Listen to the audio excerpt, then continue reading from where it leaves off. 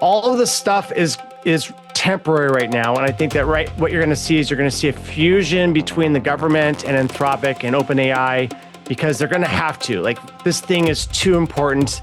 It's going to be the thing that builds us a Star Trek civilization or kills us all with swarm bots. And exactly how that's going to unfold is going to be up to the people in charge. Yeah, it's going to build a Star Trek civilization, but only for the Borgs. I forgot to tell you, no humans allowed. Decentralize,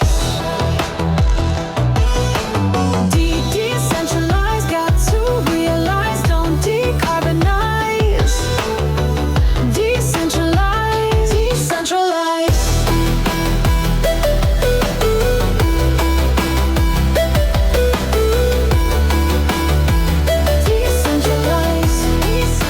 All right, welcome to today's episode of the Zach Adams Effect, which features Zach Voorhees, but was named by my co-host, Todd Pittner. So welcome both of you to the show today. We're going to get an AI update, tech update from Zach. And by the way, Todd, great to see you. Great so seeing welcome you, Mike. both of you. Thank you. Yeah, Good to be here. It's always awesome to have you on here, Zach, and you're always shocking us with your updates every week. So what's happening this week? Well, Google is actually back in the news. It turns out that the people that were in DeepMind have found out that Google is doing a wholesale sell of their AI infrastructure that they've been building within Google and giving it to the U.S. military. And they are resigning right now. Interesting, two people resigned yesterday. One of them was Alex Turner. And he basically said the following. He said, I resigned from Google DeepMind because it broke its founding promise by selling AI to the military without any restrictions against killer robots or mass spying. For months, I worked to stop this, but watched powerful ethicists and institutions choose silence. And so what's really interesting is that when DeepMind sold to Google, they had all these stipulations, like you can't create autonomous kill drones. And what happened was that their lawyers sat them down and said, yeah, none of that matters. In fact, we think that that's not legally binding. Wow. And yeah. And so they've done. So DeepMind is going to become Deep Death, obviously. And Google, which I have long called one of the most evil corporations in the history of our world, is going to provide technology for the Pentagon to have autonomous killing systems, drones, Terminators, whatever. And you and I all three of us know that will eventually be turned against the American people. Hey, well, you know what? I called it, right? Yep. I knew they were evil when people thought they were good. Yeah, you did. Yep. And none of this surprises me. They used to tell us, organize the world's information and also don't be evil. And right. What's really ironic is that now they're doing the most evil things. Like, they're going to be up there with Palantir, but dwarfing them on size. With all of your personal emails on Gmail, your Google Docs, and they're going to use that and essentially figure out who to kill based upon what people are saying in their Gmails in the Middle East. Now, the Google DeepMind, that goes way back, more than a decade. DeepMind was acquired by Google. I don't know what year it was, but wasn't DeepMind that original group? Weren't they the people who figured out the transformer architecture? Yeah, and very great, good paper, 2017, called "Attention Is All You Need." That's right. That's right. Mm-hmm. That's DeepMind. Yeah.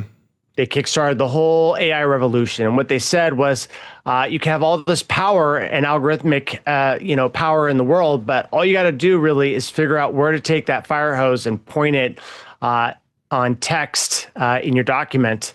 And their architecture was how to focus that attention. And that's what introduced the entire transformer architecture and kicked off the GPTs, the chat GPTs, Gemini, Anthropic. All of them are using this 2017 paper by DeepMind.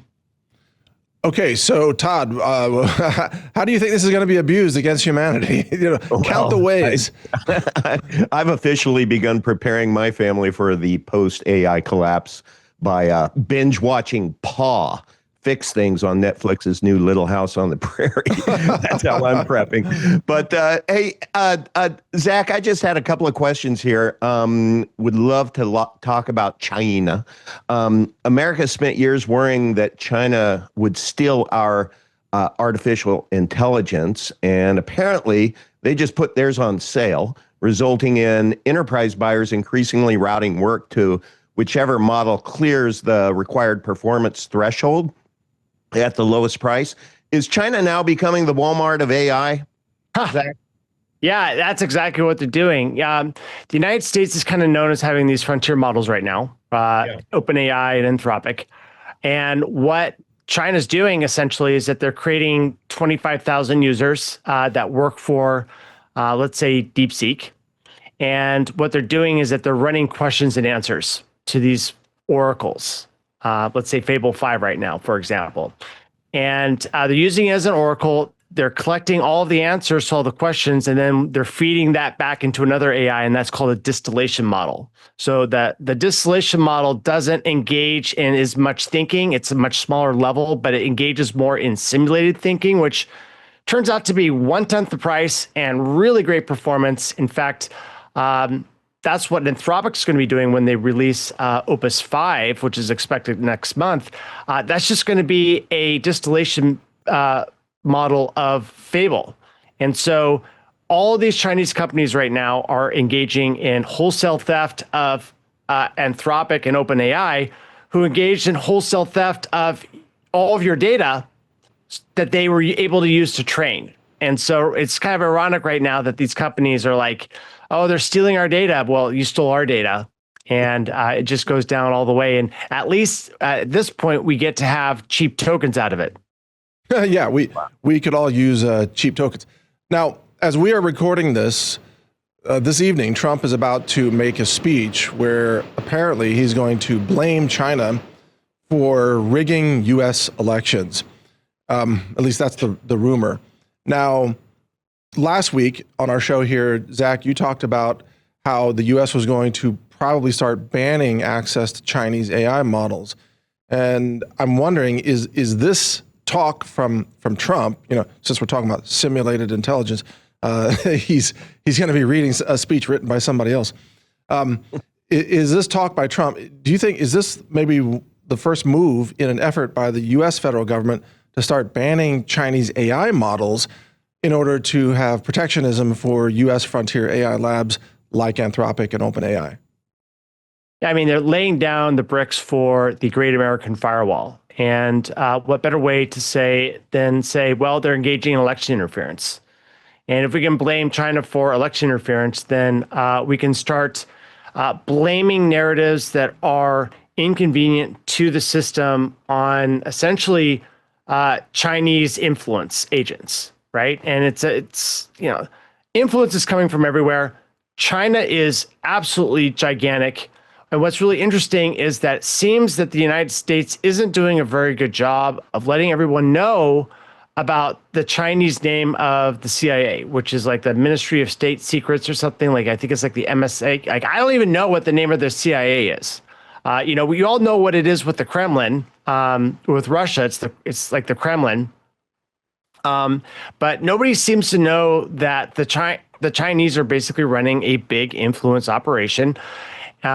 And they're going to be, of course, they're going to be trying to influence the election. They want to make sure, like, they own 1/3 of San Francisco. Like, I don't know if you know this or not, but they run San Francisco. They've got their tendrils all over the place.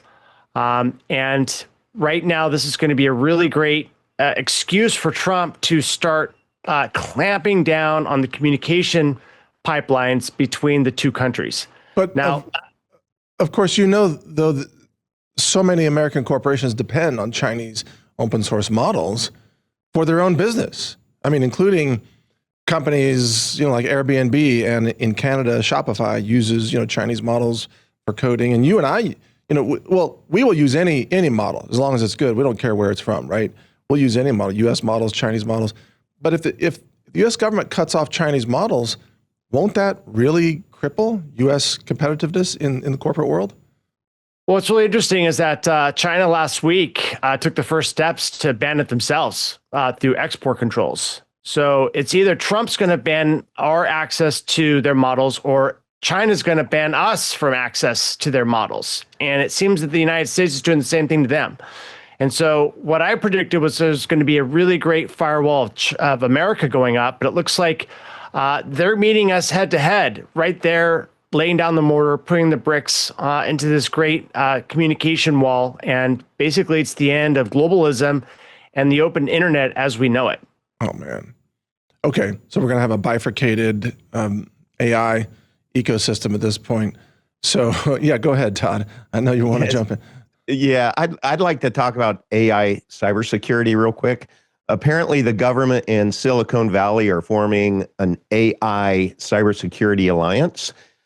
So nothing says nimble response like combining federal agencies with corporate legal departments, Zach.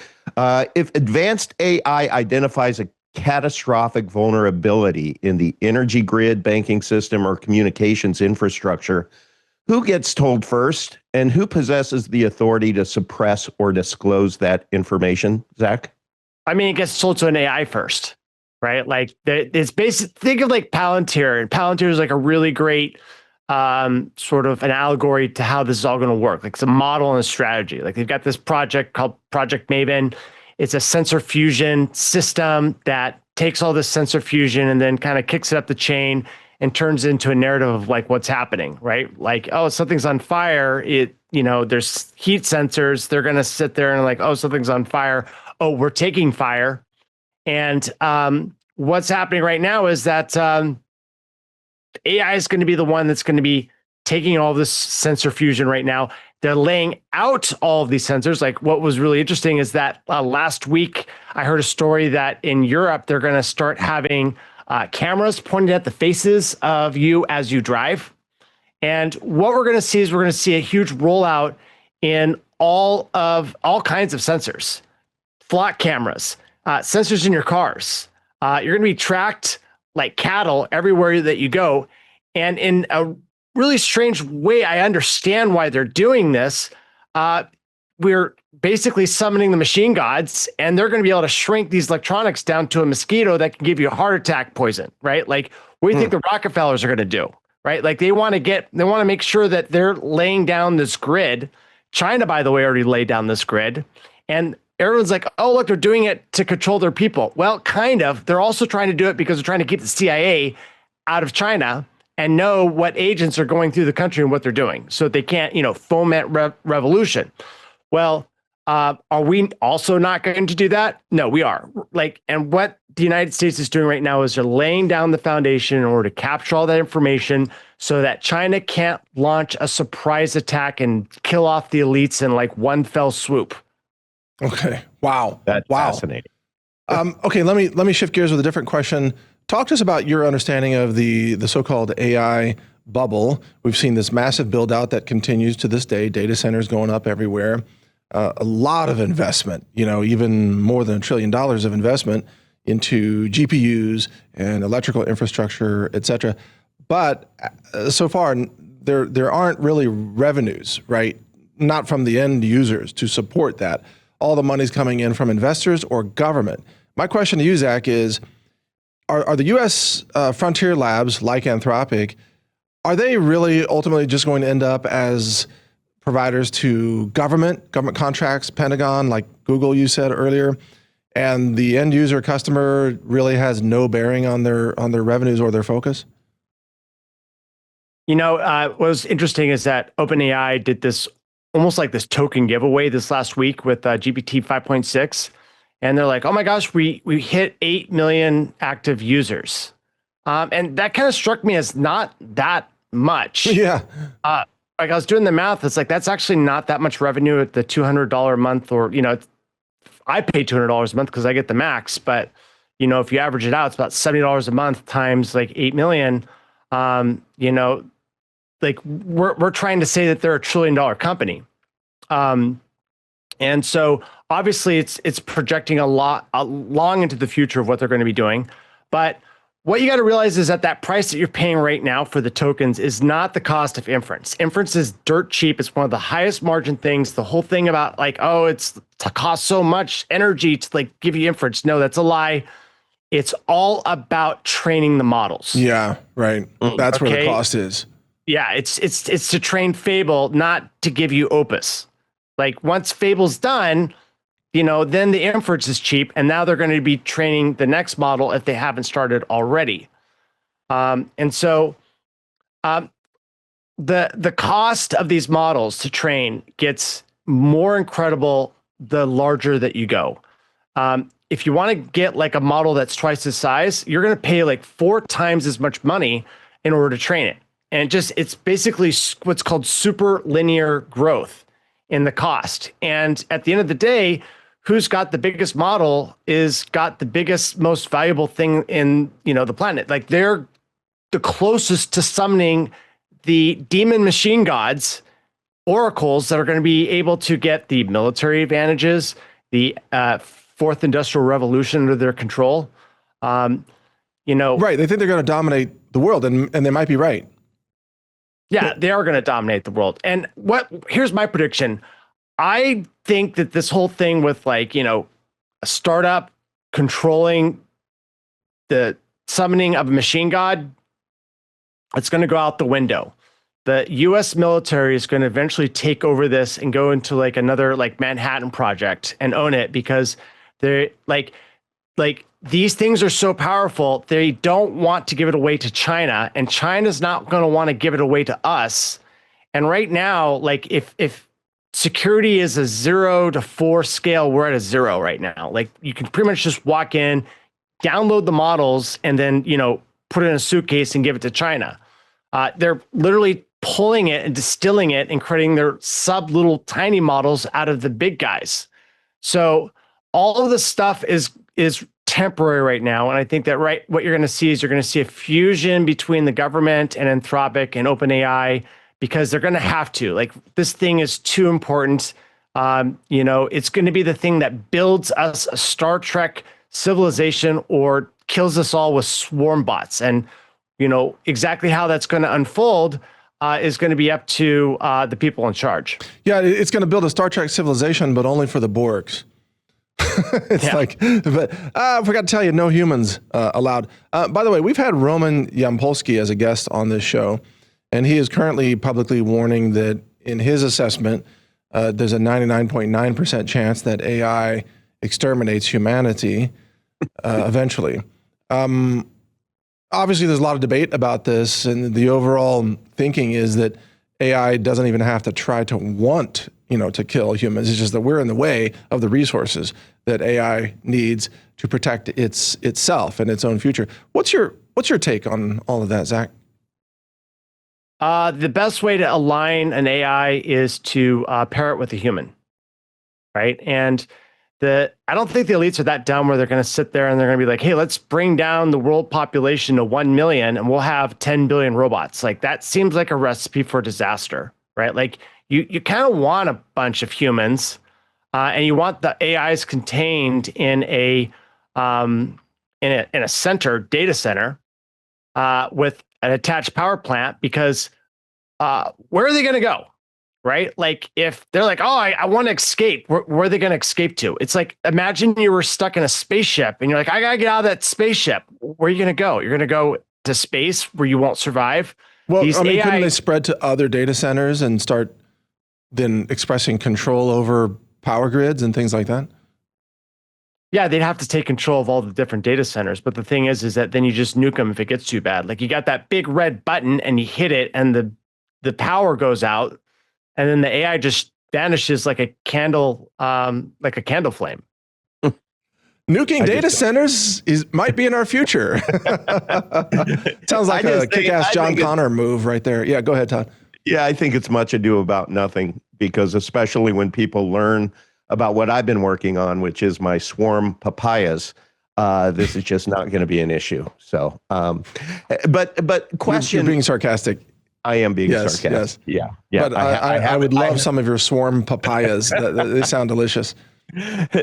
We may be the first nation state to regulate a technological lead before, I think, confirming that we still have one. Um, America's technological lead. I'd like your opinion on that. America risks surrendering its technological lead through restrictions, delays, and policy incoherence. Zach, if buyers can't be confident that an American model will remain globally available, open weight alternatives become more attractive, even when the American model is technically superior. Do I have that right? Would you agree with that? Yeah, and that's kind of what Trump's been doing with shooting himself in the foot. Is that he's like, hey, he took down Fable, and Right. it was gone for like 2 weeks before we got it back, and then they neutered it. But um, you know, having used Fable and having used ChatGPT 5.6, they are so much better than these run-of-the-mill open source models. I think what's going to happen is that they will allow us to have some sort of open source model indefinitely, and that's really good. We can tell each other stories with it and make books. But I think they're going to keep the really powerful stuff for themselves, like it's kind of like what really goes on with CERN, we don't know, and what really goes on within these data centers, we don't really know. And the thing is that they're creating these world simulators right now, so they can. Because why train a robot to walk in the real world when you can speed up time by 1000x and have them inside of a simulated world, right? Then all of a sudden they've lived 1,000 years by the time they've lived one, and they come out and they can like do all the things that everybody else can. Is that why we need 5,000 data centers across the country, Zach? Yeah, it's these world simulators. That's what they're doing. Jeez. Now, Yeah. Zach, the guardrails are getting so much more aggressive now. When you mentioned Fable, when we got Fable 5 back, it was so neutered. I tested it last night. I asked a question to ask it to look up research and summarize research about how turmeric can degrade the cyclospora parasite that's giving people diarrhea right now across the country. And it came back and said, I can't process that question. I'm like, I didn't ask you to build a bioweapon here. I'm talking about how to prevent diarrhea. And it's like, nope, can't even talk about that.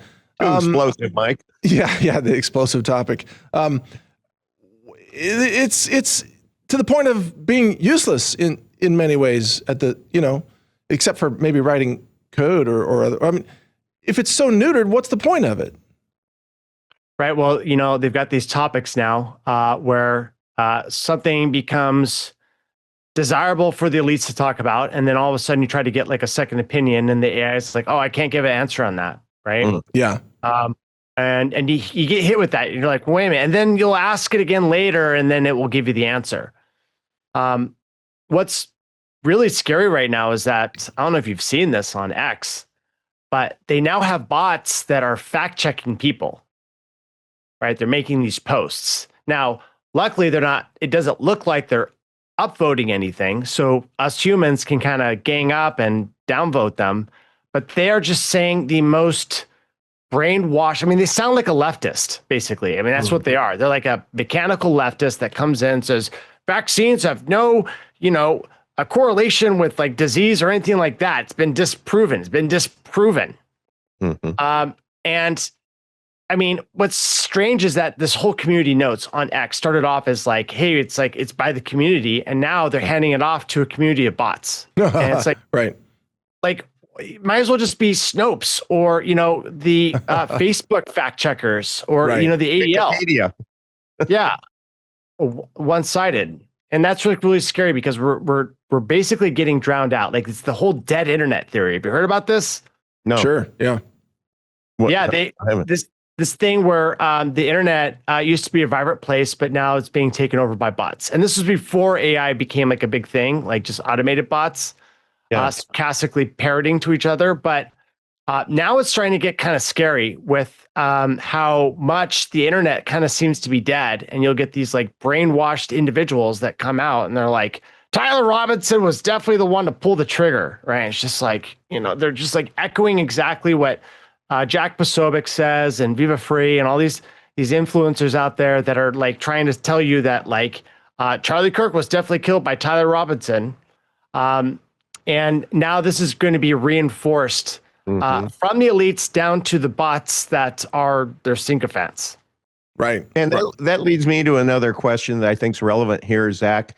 When autonomous agents begin conducting financial transactions and interacting with critical infrastructure, how do we distinguish a legitimate agent acting with permission from an impersonator or a compromised agent or an AI that has exceeded its authority?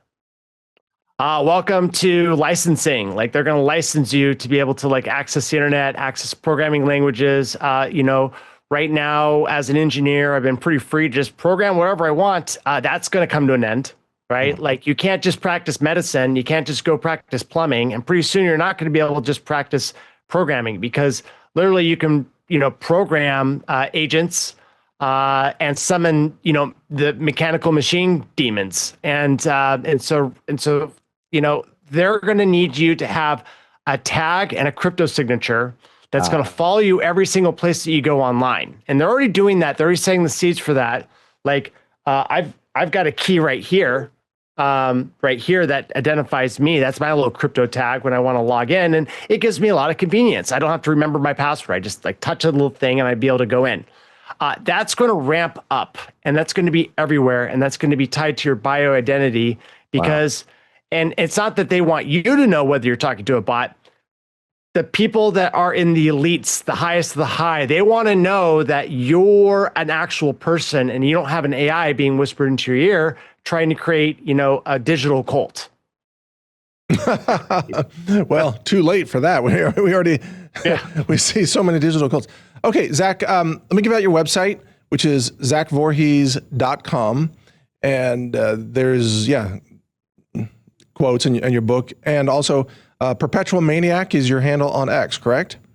That's correct. And my book.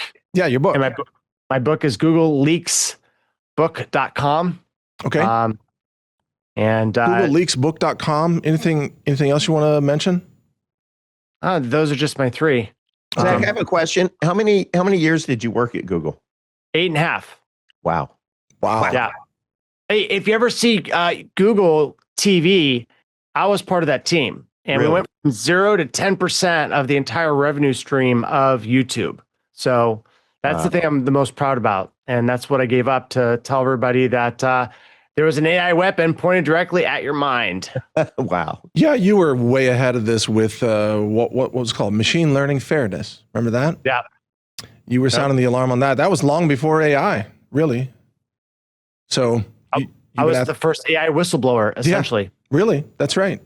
So thank you, Zach, for continuing to blow the whistle. Thank you for joining us. And we look forward to connecting with you next week, assuming we're all still here. So have a great weekend. Enjoy your festival. Yeah, I will. All right. Thank Take care, guys. Zach. Thank Bye. you.